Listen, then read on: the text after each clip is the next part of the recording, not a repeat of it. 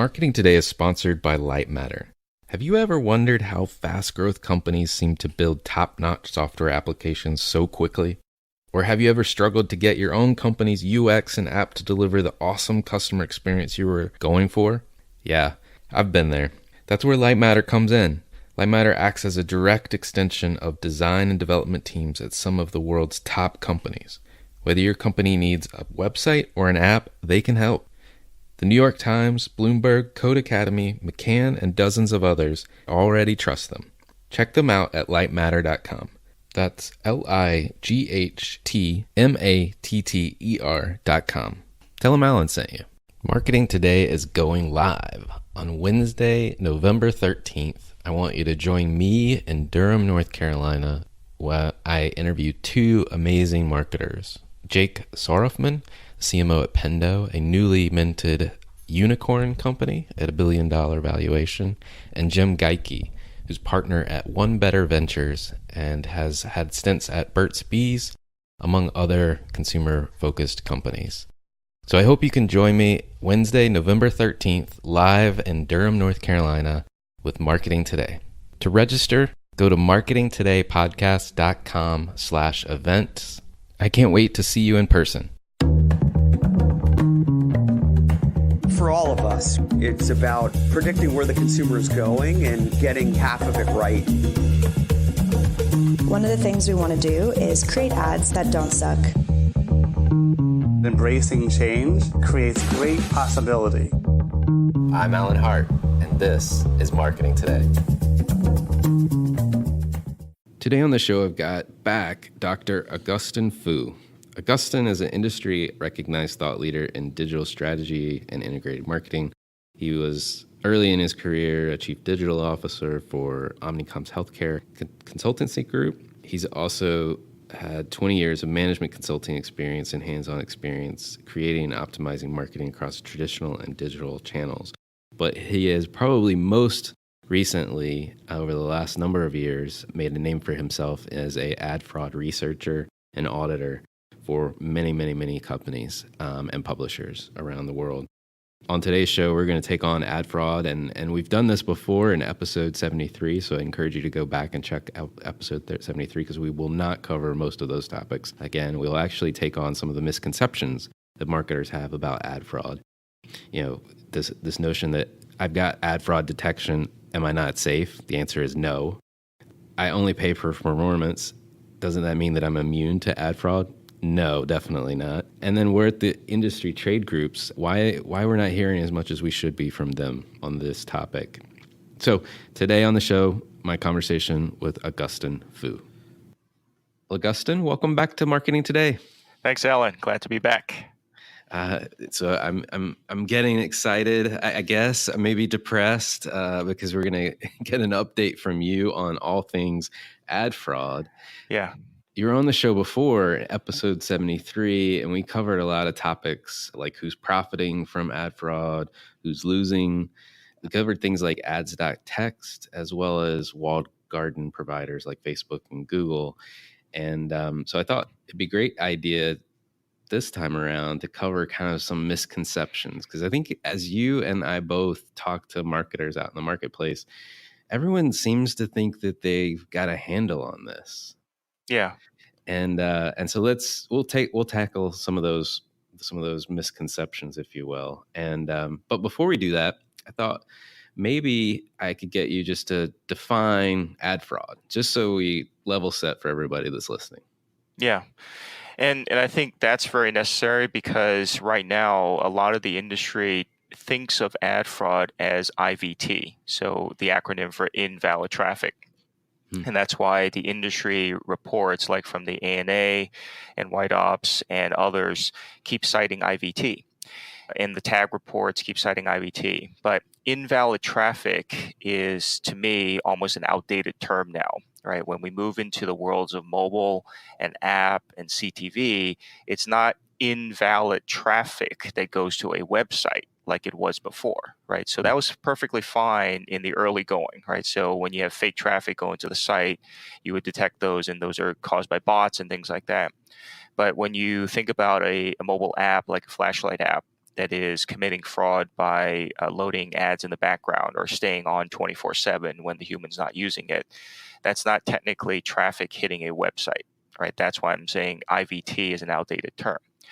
And furthermore, the detection providers, right, the ones that are supposed to detect IVT, they're now reporting IVT in the 0.5% range, 1% range, or whatever. But what that's missing is all the other forms of fraud, right, that are still fraud, right? It's not what the advertiser thought they were paying for, right? All these impressions being generated by fraudulent means, or the quantities being inflated by fraudulent means, that's still fraud. And marketers are not going to get business outcomes from that. So in those cases, they're basically missing more than they are catching. And I think that leads into why there are so many misconceptions, because when the Industry Trade Association, ANA, puts out a report that says fraud is low and going lower, don't worry about it, then everyone's kind of got a false sense of security. And we kind of touched upon this last time, but they keep having this false sense of security so they can keep buying. And that makes everyone happy because they want what's going on right now to continue. And that's not necessarily the right thing. Right. And so if you were to think about all the various types, I mean, I'm sure there's like maybe endless types of fraud that are going on. You've got spoofing of publishers, I guess, at one level. To you've got fake traffic. Maybe I can kind of categorize it for you. There's things that publishers do that are kind of unscrupulous or fraudulent, right? So, and basically, let me break it into good publishers versus sites that carry ads, right? So, good publishers, like the mainstream ones that you've heard of, like Hearst, Condé, Meredith, and whatever, they're not deliberately out there to commit fraud, and the majority of their business is not based on fraud, because they actually have real content that their writers wrote and their editors edited, right? So they have real content that real humans want to read, and therefore they have real human audiences, right? Same for ESPN, Disney, and so on and so forth. It's those other sites, right, collectively the long tail, that may have some content, right? So there are legit long tail sites. People are very passionate about making sugar cookies or something, right? So they wrote a blog post on that, and there's going to be a finite number of humans that really are interested in making sugar cookies. Right. But there's just not enough of those humans at any given time to generate massive quantities of traffic. Therefore, some of those smaller sites, they start going out to buy traffic because they want to make more ad revenue, right? So once they start buying the traffic, it's like crack cocaine. They can't stop, and they need more and more and more, right? And so, those are legit sites that have content, but there are even larger, not legit sites, right? Sites that are created solely for the purpose of fraud, right? So you see all these celebrity sites where every single image is plagiarized, right? And all the content is just auto-assembled by algorithms, right? So they might as well use the bots to do that. And the way they get away with that is they tweak a few words here and there. So then when you're using crawlers to look for plagiarized content, you won't see like an entire paragraph that's plagiarized, right? They remixed it slightly so you can't see that. So then the entire site, all the pages, all the content is plagiarized because they're just using that site to generate ad impressions. That's their sole purpose. So in those cases, we're still talking about websites, right? So IVT does apply here, and the IVT means all the traffic that they just purchased because they have no natural traffic from humans who are going there for the content. Right, there might be a trickle of that, but to inflate their own revenue or increase their own ad revenue, they're just buying lots and lots of traffic. And like we said last time, as long as the cost of their traffic in CPM terms is lower than the ad revenue that they're making on CPM terms, right? So they're just arbitraging that and making a pure profit off of that. So they don't actually have to hire writers. They don't actually have to, so that's kind of the in-between. And there's the outright fake sites that don't even bother to put any content on there, right? All you need is a domain so that you can get a seller ID and you stick some ad tech code on your site and it's all blank, right? So we see this in the form of what I call either naked ad calls or, like you see duplicate ad calls from the same page, Right. because if you're a cheater, why wouldn't you put 100 ads on the page? Right. Or why wouldn't you put 100 iframes on the page? Each iframe has a page that has 100 ads on it, Wow. right? Yeah. So that's kind of the multiplicative effect. And on top of that, the bot detection companies, if they're just looking for IVT, that's what they'll find, right? They're not looking for any other form of fraud. So when they tell you something, there's a rate of IVT like 1%, your immediate question should be, what else are you not measuring, right? It's not their fault. It's just that they're just not looking for it, and their algorithms are not tuned for anything else. Right. And there's other simple things, I've said this in the past. If you just look at the discrepancy between your ad server logs and your DSP logs, right? So the DSP says you won 100,000 bids, but your ad server tells you you only served 10,000 ads, right? That's a 90% discrepancy. That's something that's across two different data sets. And these bot detection algorithms are not analyzing two different data sets and looking for discrepancies. Therefore, they're not seeing any of that. Right. So again, I'm not blaming them. It's just they're doing their job. They're only looking for IVT. Therefore, you should know that that's all they're going to find for you. Right. Right. So I think we talked about people saying, oh, yeah, we have bot detection in place. Great. It's better than not having bot detection in place. But just know that they can only protect you from the stuff that they can detect. Right. And they're not looking for anything else. Therefore, you should assume that there's other kinds of fraud affecting your campaigns. Interesting. Well, well, I guess before we start into the questions, one more question for you. Mm-hmm. You mentioned the ANA. I feel like every industry organization out there known to man has their own estimates, and they're all over the place, going up, going down. Yeah.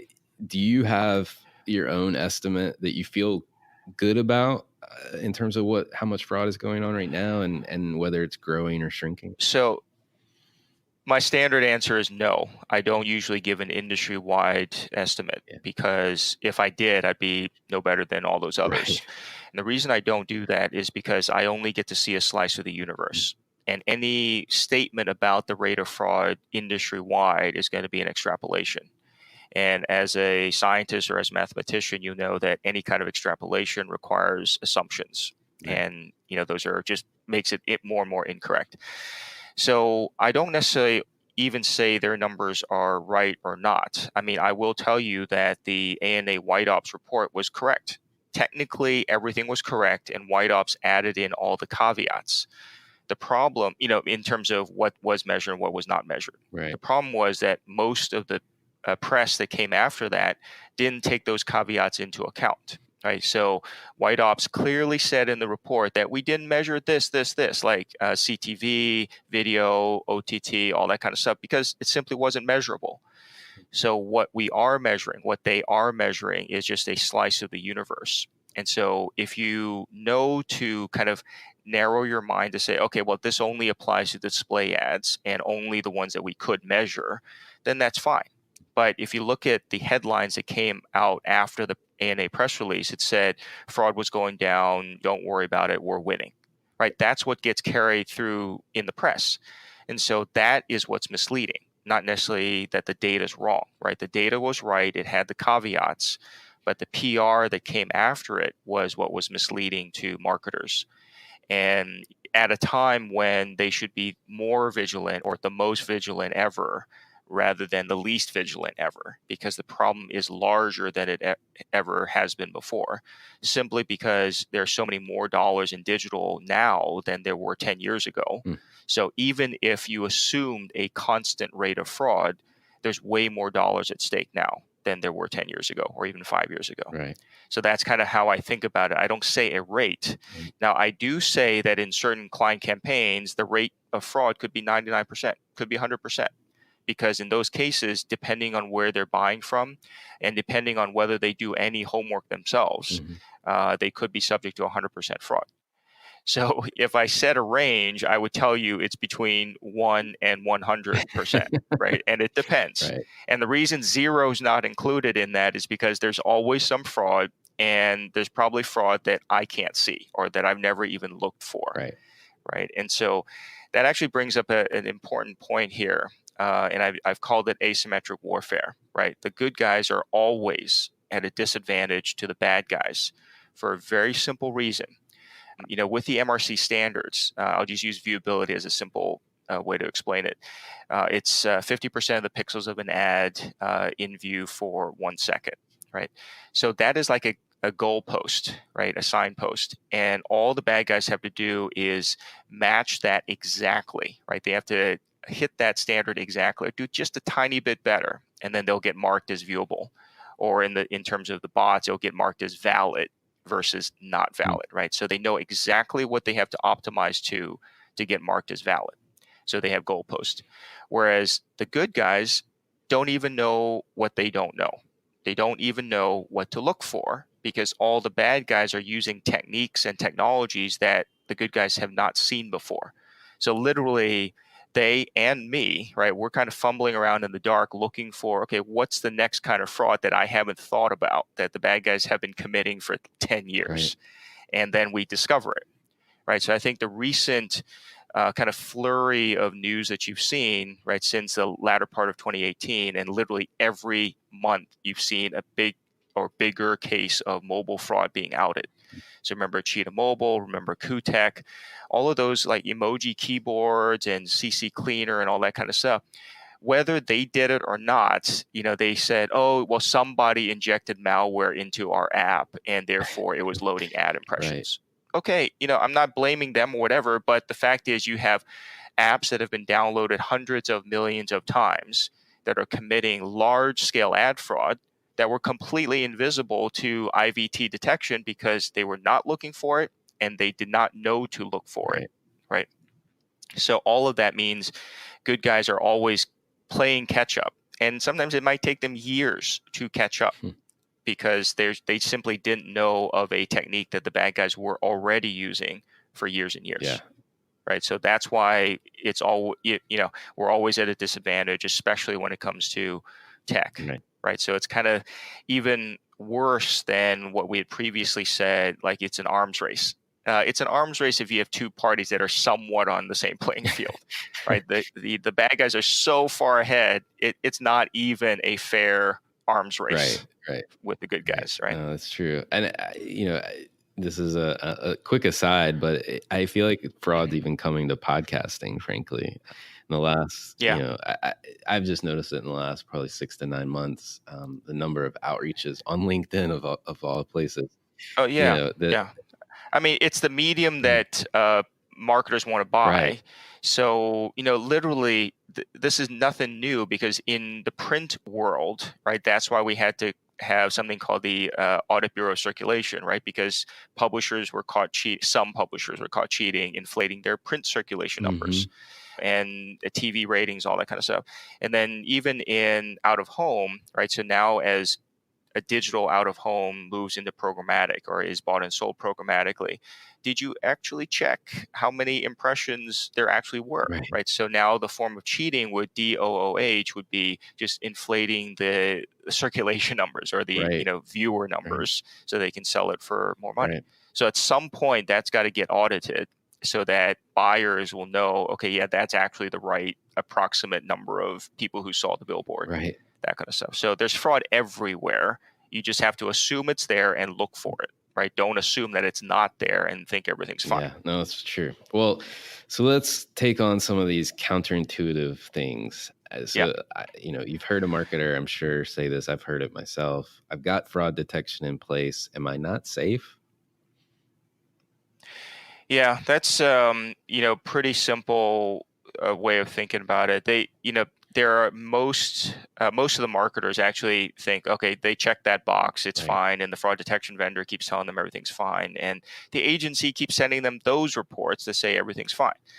So a lot of marketers, they just basically forward that fraud detection report to their bosses and say, look, they said everything's fine. So unless someone, maybe like the CFO, or CEO maybe, who actually will say, well, we just spent all this money on digital marketing and we really didn't see any increase, in our business outcomes.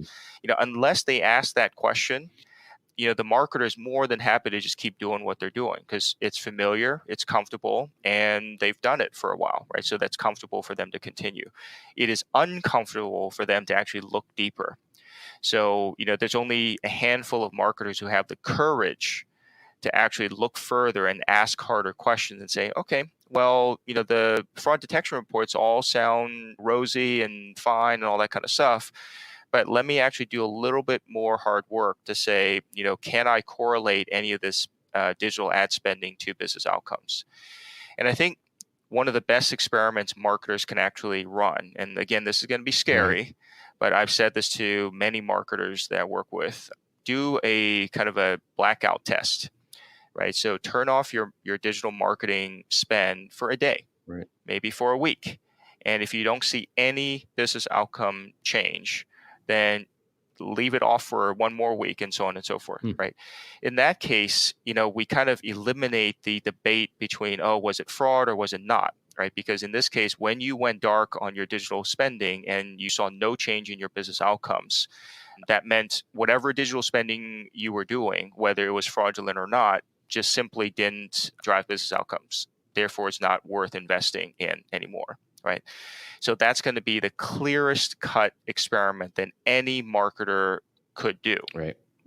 But the reason it hasn't been done more is because a lot of these marketers, their year-end bonuses and their kind of badge of honor is how much digital spend they spent.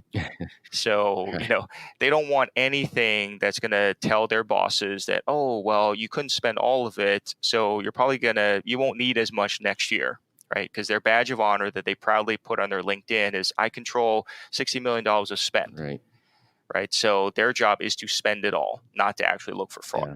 So you can kind of see we're just touching on some of the built-in conflicts of interest or just incentives that are not aligned towards even looking deeper into whether there's fraud or not. Well, and it does seem to be just that checkbox, right? And plausible, in some ways, plausible deniability. Deniability. Right? Yeah. The A said, right? The A said everything was fine. Now, I'll tell you a story. I was going to say. Yeah, I mean, from a CMO of I won't name the company, but they've said some stuff in the past, and therefore now they're trying to maintain it and continue to prove that they were right years and years ago, even though there's evidence to show that that was not right. So I'm seeing this in day-to-day work where the marketer is actually taking steps to protect something that's clearly wrong now, and they see it, but they'd rather protect their own reputation. So we see all this kind of just misaligned incentives that are perpetuating the fraud, not helping it. Well, so that leads us to the next one, right? You talked about, are you actually driving business results? So what about the marketer that says, okay, but I only pay for performance, so I must be immune to ad fraud, right? Yeah. I get that all the time. And even before I go there, another very common one is, oh, well, fraud is priced in. Yeah. Remember the one where they said, oh, now we're paying $3 CPMs versus a few years ago, we're paying $30 CPMs. And so therefore, we're fine with it because it's much cheaper now. But that's a complete misconception because right now they're paying $3 versus 30, but they're buying 10 times more inventory, right? So they're essentially spending $30 worth, on digital media. But now by buying $3 inventory versus $30 from a real publisher, they've basically increased their risk of fraud because a lot of that low cost stuff is complete crap, right? So the point is they kind of have these misconceptions that they fall back on. Oh yeah, it's cheap, it's priced in, so we don't care. Right. Okay, so that's one. And then, like you said, the performance marketers will say, "Oh yeah, don't worry about it. We're paying only when we get the sale or only when we get the install." Right? In the case of the mobile install campaign.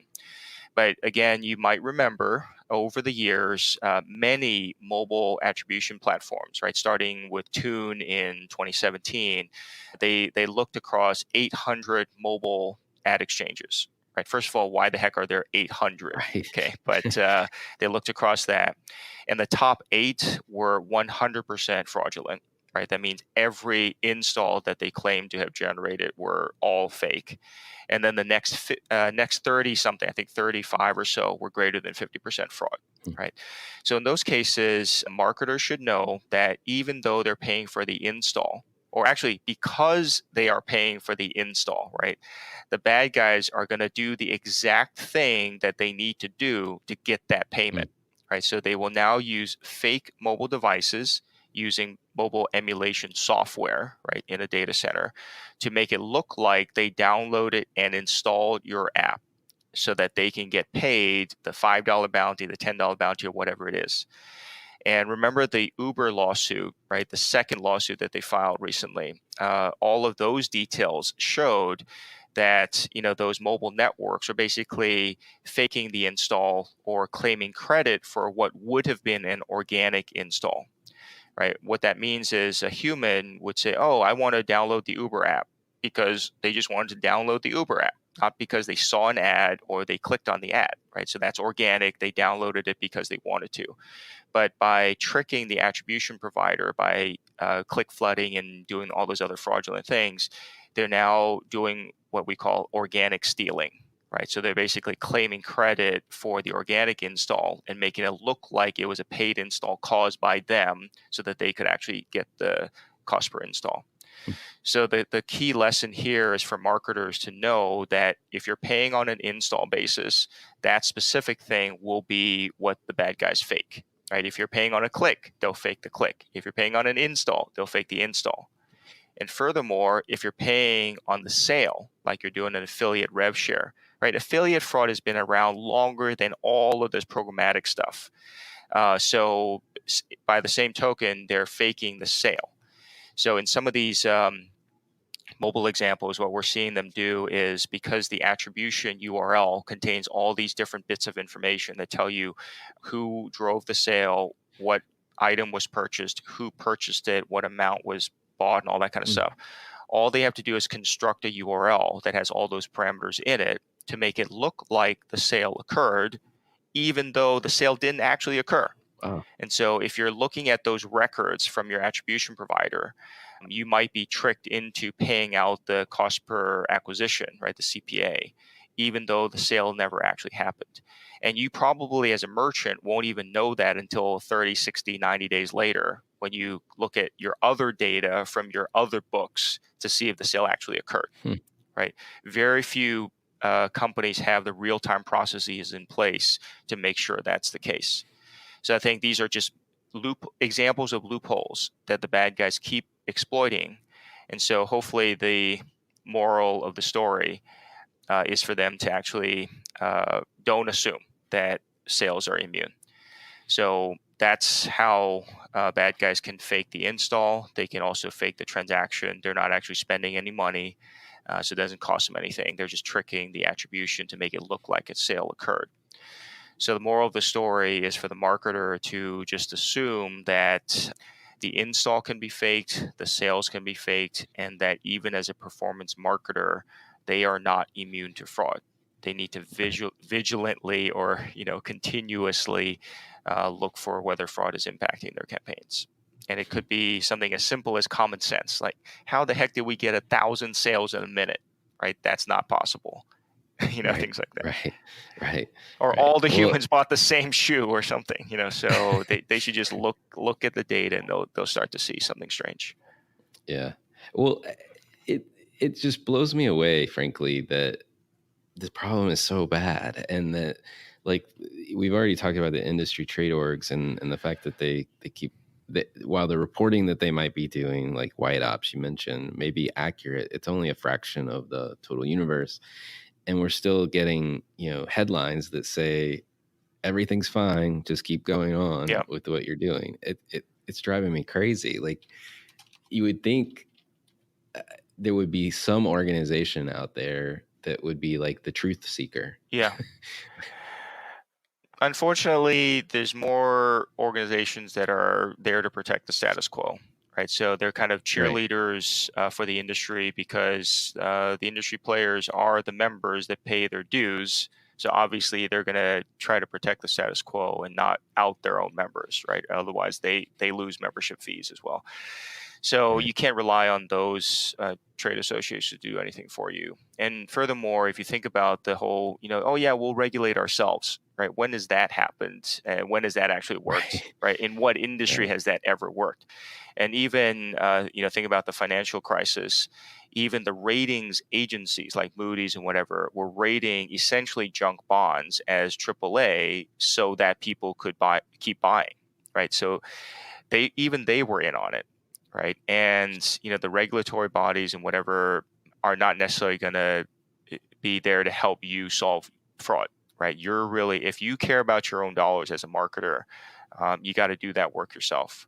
Now, it's kind of daunting when you haven't done it before. You think like, oh, it's something so large and so daunting, I don't even want to start on it. But the paradox is, I've told a lot of marketers, just look at your own Google Analytics. When you see something strange, then dig in, right? Don't just assume, Right. okay, well, it's got to be okay, right? Because industry trades tell me it's okay. Use common sense, look at your own data, and sometimes don't just trust the Excel spreadsheets that the media agency is sending back to you, because when things are rolled up, you can't see the details, right? When they tell you in a monthly report, this is how much you spent, this is how many billions of impressions you bought, and this is what your click-through rate is, you won't see that, oh, all your impressions were shown between midnight and 1 a.m. So you actually had no impressions left for the rest of the waking hours that humans are actually awake, right? Right. Right.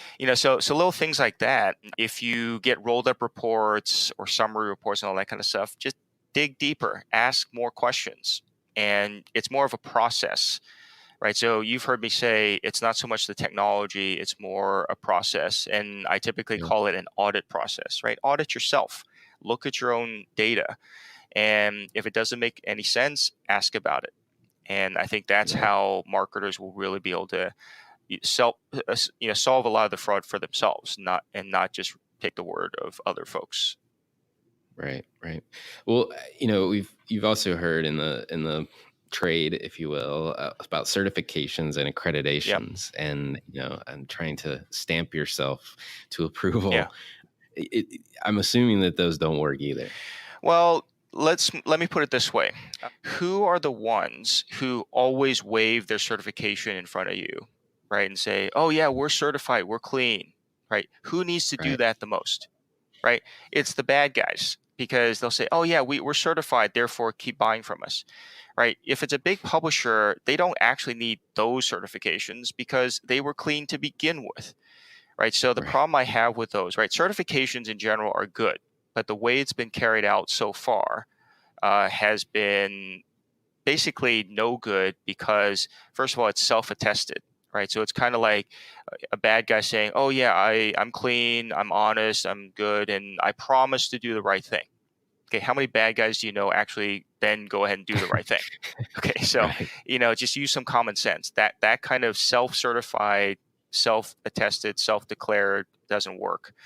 And what that's doing instead, this is the counterintuitive part, is that it's enabling shady companies to operate in broad daylight, and for buyers to think those shady companies are fine because they were somehow certified, and they keep waving the certification seal and badge around all the time, right?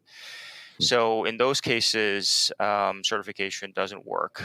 And furthermore, you need audits after, right? So once you certify them, if you don't actually audit them periodically or perhaps randomly, they're going to go back to their old ways and start cheating again.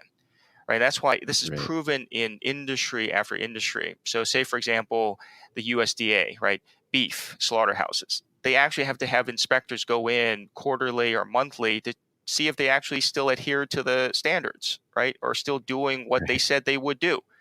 You can't do, this in this industry and not check on them after the fact, right? And so you have to do that. Food inspectors do that all the time. It's proven in every other industry. So not only do you need audits, you need ways of verifying that those vendors who are certified are actually continue to do what they said they would do.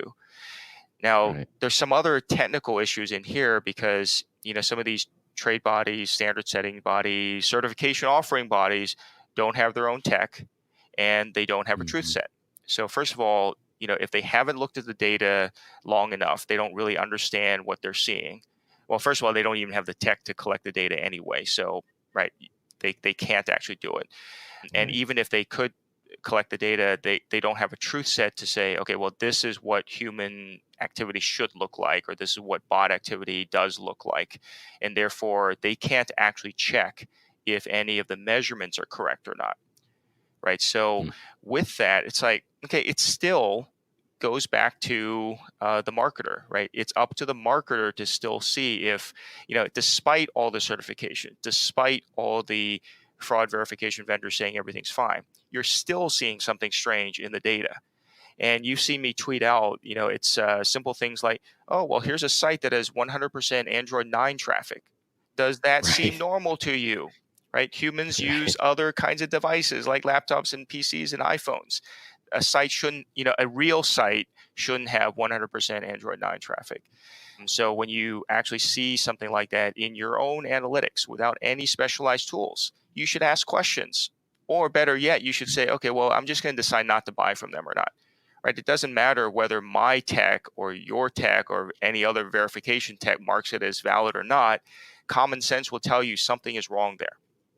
Right. So unless you have a really, really specific reason to keep buying from them, why would you keep spending money on a site like that? Right. So I think Right. that's what I mean by the paradox, is that it is easier than you think.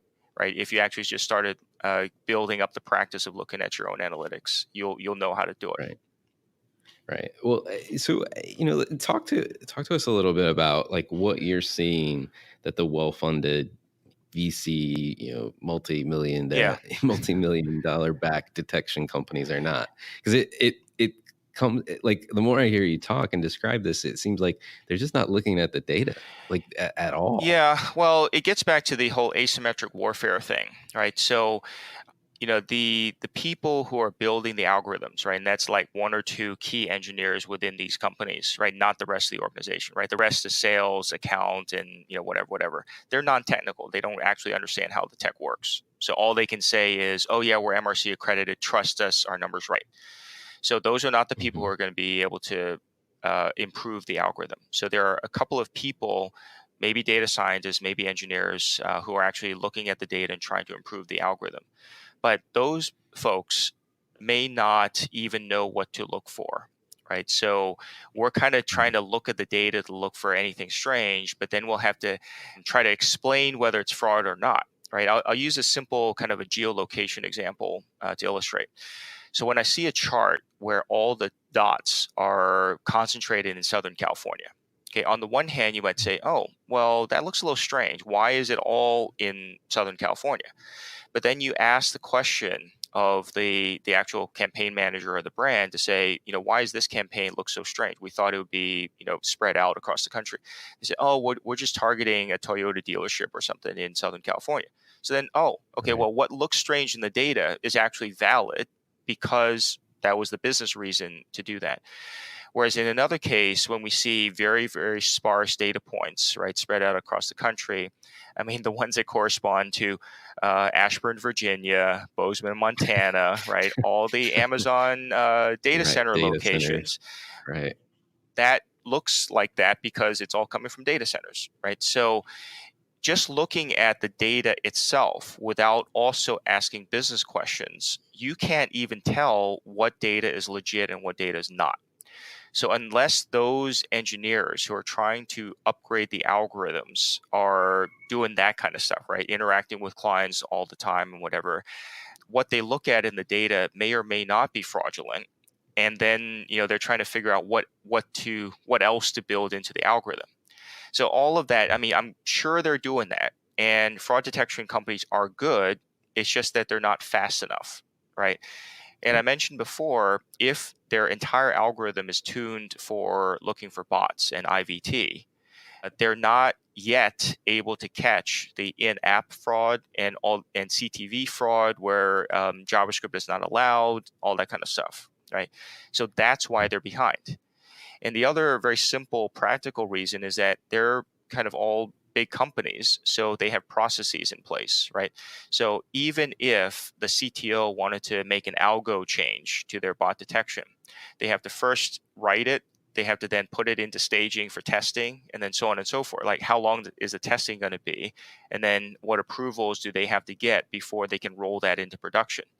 So kind of best case scenario, it could take 6 months, it could take 12 months before an algo change can roll into their production systems. Right. So again, just practically speaking, because they operate in a corporate environment, they're going to be far slower at being able to deploy changes to the algos. Whereas for a bad guy, if they say, well, this bot or this botnet is not making money for me anymore, they're going to go tweak it right away. Because like if you're making hundreds of thousands of dollars a day and all of a sudden it goes to zero, I bet you're going to be on that right away so that you can correct it. So your money pipeline or your money fire hose comes back online.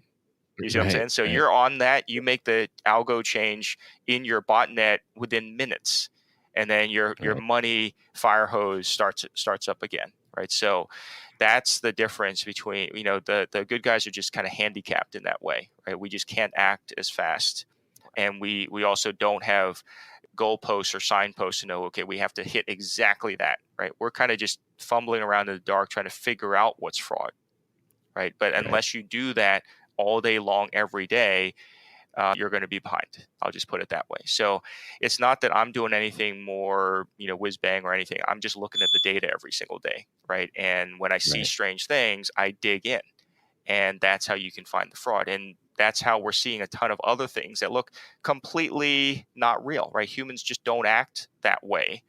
So then it becomes, do you want to buy from that vendor or that site or that app anymore? Right? These days, I don't even say what's fraudulent or not. I just present the data to the client. Right? I'm not a black box. I show them all the data. Right? I don't have to say, "Oh, trust us." Right? It's like, here's the data. Do you think this site is real? Do you think their traffic is real? And so common sense from the marketers will say, "Okay, yeah, we agree with you, and we actually understand why you're saying it's fraudulent." Right? It's not because you said it's fraudulent or because you're MRC certified. Right. So when they understand it, then they can take the action. And it's as simple as turning it off. So then you're not affected by the fraud anymore. And I think that's important because, a lot of companies are trying to get refunds after the fact. It's like once the money's gone, it's in the bad guy's pocket. You're never, ever getting it back. Right. So it's always better to not have spent it on these fraudulent sites. So if you have the ability to just go in and turn off a domain or an app while the campaign is still running, that's always better than trying to get your money back after. Well, what should marketers be doing? I mean, you've given us some tips throughout, like obviously look at your data, interrogate the data, apply common sense. I just think they need to do more of that, right? So the problem is that, a lot of bigger so the bigger the marketer, the more likely they would have just handed off large digital media budgets to a media agency. So yes, I can tell you some media agency people. Now, I don't give entire agencies a pass. I think some individual people who work at those agencies are conscientious, and they might actually be looking at the data for you, right? And so those are good. But the marketers, I think more marketers should do more of this themselves because it's their own analytics, and they should be asking for detailed analytics. And if they're not as familiar with it, it's time to get familiar with it. So just like marketers had to learn Google Analytics in the past, they need to be able to look at fraud analytics themselves. And it starts with spreadsheets. It's like when you get most of your volume between 12 midnight and 1 a.m., that's not good, right? That means you have no impressions left during the day. So ask for hourly reports if you're not getting hourly reports right now. I can tell you most are not, so they should just do that. And then, in your own analytics, if, your clicks are coming, at 3 a.m., 4 a.m., do you think most of those are humans, who are awake at that time and they're so interested in your ad that they would click on it in mass quantities, at 3 a.m.? So, things like that. You don't need any specialized tech. You just need to look at your own analytics and see, if things make any sense to you whatsoever. So I think it's as simple as just do more of that. Look at your own analytics, use common sense, and make sure you take the fraud verification vendors' data at with a grain of salt, because they're only looking for bots and they can only protect you from the things that they can detect. right? So Right. you need Right. to assume that there's other things that they may not be able to catch and that you might still see in your own data. And therefore, marketers should feel empowered because they can actually do some of this themselves, right? It's not like you need super advanced VC funded fraud verification tech to just do this in a black box manner, right? So one other thing I've been talking about recently is black box versus not, right? In the case Mm-hmm. of black box, like you don't know how they detected it, what they detected, whether it's detected correctly or not. So if they can't present you with the evidence that you can review yourself and understand and make common sense to you, that's a disadvantage, right? And you're paying a lot of money for black box verification tech and brand safety tech, all that kind of stuff. And we talked before that certification doesn't necessarily help make that better because they can't tell if it's measured correctly or not. Therefore, yes, it's certified, and yes, you paid for it, but it doesn't necessarily mean they're detecting it any better than you can as a marketer when you look at your own data. So I think marketers should feel very encouraged, right? It's not this mysterious thing that they can't do. I would encourage more marketers to actually take matters into their own hands. I love it. I love it. I love the suggestions too for the people that you're getting reports from. Yeah. uh, so I thought we could end on a positive note. Yes. maybe a mystical, fictional note, but we'll see. What does a world look like without ad fraud? On the very practical side, it would be very, very much smaller quantities, right? Mm, So when we think about, I published this chart relatively recently. I'll kind of take a long-term view and just describe, if you take some of the Pew Internet numbers about internet usage, mobile usage, and social media usage, they've tracked this for 20 years, right? And so when you look at the years since 2010 and even more since 2013, internet usage by humans, so mobile usage, and social media usage have all plateaued, right? It's pretty much horizontal, right? We've maxed mm, out in terms of the number of humans who actually go online, use mobile, use social, all that kind of stuff. So all these lines have plateaued. But yet, digital ad spending, which is a proxy for the number of ads being bought and sold in digital, have continued to shoot upward, kind of like the hockey stick effect, right? right. So the divergence of digital ad spending from humans using the internet is getting larger and larger every year. And that divergence accelerated after 2013 with the introduction Mm, of programmatic, or when programmatic went mainstream, right? So with programmatic, we've now seen the automation of buying and selling of ads, but there's been a concomitant automation of the fraud because now the bad guys can just automate everything, scale everything. So now they're committing fraud at scale. Okay. right. So over time, the kind of amount of digital spending is not supported by the increase in humans going online, using mobile more, using social more. Right. For a period of time, they kind of brushed that off and said, "Oh, it's got to be concurrent usage. Like they're watching TV and they're also spending 8 hours a day online or something." Right. They're doing both at the same time. So that was kind of the convenient way they try to explain that away. But now, we can see that the volumes are just outstripped by humans actually doing more stuff online, right?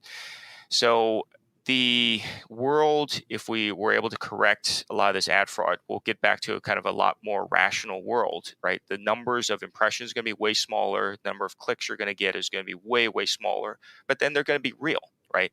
It's going to be real humans who saw the ad and then clicked on it. And you're not going to see 30% click-through rates, right? That's just not real. I've been doing digital marketing for 20 plus years, and click-through rates on banner ads should be 0.1%, right? I'm using an order of magnitude, right? Could be higher, could be lower, Right. but it's just roughly in the 10th of a percent range.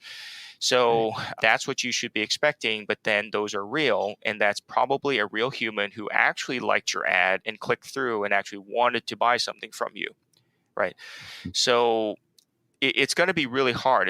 It literally will be like drug withdrawal, right? Cocaine or crack cocaine Right. withdrawal, because marketers and their agencies are so addicted to buying large quantities at very low prices that when we correct the fraud, it's going to be small quantities at relatively very high prices.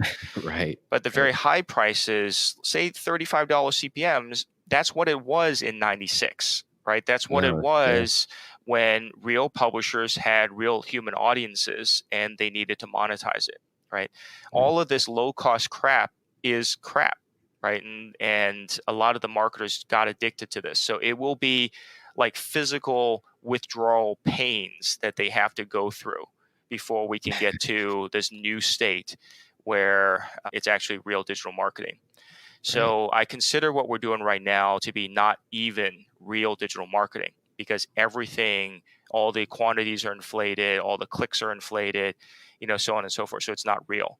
So when we can actually get back to real digital marketing, then I would say that the original promise of digital marketing will be fulfilled, right? It's not fulfilled right now because everything, like you can target the right ad to the right person at the right time, all that kind of stuff. Those are all still in theory right now, because we haven't even touched upon the fake data segments, the fake audiences, and all that kind of stuff. We can do that on the next podcast. Yeah, but for sure. Like the audience extensions, the lookalike audiences, all that kind of stuff. It's very, very easy for botnets to make themselves look like whatever audience you want to buy. Right. So there's not that many humans at scale that are all about to buy your swing set, for example. Right. So that's what I mean by the quantities are going to be so much smaller than they are now. But that's what I mean by real digital marketing. And I'm hopeful that in the relatively near future, the true promise of digital marketing will be fulfilled. But that's going to mean we're going to have to go through some growing pains, significant for some. Well, I like the vision. And I, more importantly, like what it's going to do for publishers, legitimate publishers, which is, give them, their due, if you will. Yeah, I hope it's not too late, because I'm seeing too many good publishers literally die off because they can't survive. They can't compete against 3-cent CPMs. They can't compete against $3 CPMs because they actually have writers. They actually have journalists, right? So, it would be a sad day when it's already a sad day because many publications can't survive. They've already sold out and whatever. And then they've, turned to other things. And that's really, we see all these ripple effects that are impacting society now in terms of fake news and, stuff that's not actually verified by any journalist or any editor for that matter. Right. So anybody can put content up online, and it's getting harder and harder for humans to even tell the difference between what's real news and what's not. Right. So it would be a very sad day when more of these good publishers die and go away. Right. Well, it should be even a great thing for creatives at ad agencies, because if you have, a shrinking inventory that you now have to motivate people to click, you should get better creative, frankly. Yeah, you need better creative, and you're going to get better real business outcomes, because then you're not competing against the botnets that will give the fake sites 30% click-through rates. Right. So the problem was that when you have a real ad, you're going to be getting your 0.1% click-through rates. But the bad guys will basically instruct their botnets to make it look like it's 30% click-through rates. And where do you think marketers will allocate more dollars? Right. If they actually think, oh, I'm getting so much more engagement over here from a fake site, I'm going to shift budget over here because I'm getting more clicks. Right. So that mentality, to like thinking these fake quantity metrics imply, business outcomes or imply engagement or whatever, that's what's leading more marketers to accidentally shift more budget to the bad guys, not away from them. Right. So do you see how all of these things are just kind of ingrained in daily practice these days? And so it really is about breaking the habit, right, and weaning yourself from these drugs of big numbers, big click-through rates, all that kind of stuff, so that we can actually get back to real digital marketing. But that's going to be the hard part, right? Because marketers need to actually step up and do that. Yeah. They have to have the courage, for sure. Yes. Well, Augustine, as always, it's enlightening to have you on, and it's been a pleasure to have you on the show. Thank you for coming on. Thanks for introducing all these topics, and glad to be on again. Thanks, Alan. Hi, it's Alan again. Marketing Today was created and produced by me. If you're new to Marketing Today, please feel free to write us a review on iTunes or your favorite listening platform. Don't forget to subscribe and tell your friends and colleagues about the show. I love to hear from listeners, and you can contact me at marketingtodaypodcast.com. There you'll also find complete show notes with links to anything we talk about on any episode. You can also search our archives. I'm Alan Hart, and this is Marketing Today. Today's podcast is brought to you by Audible.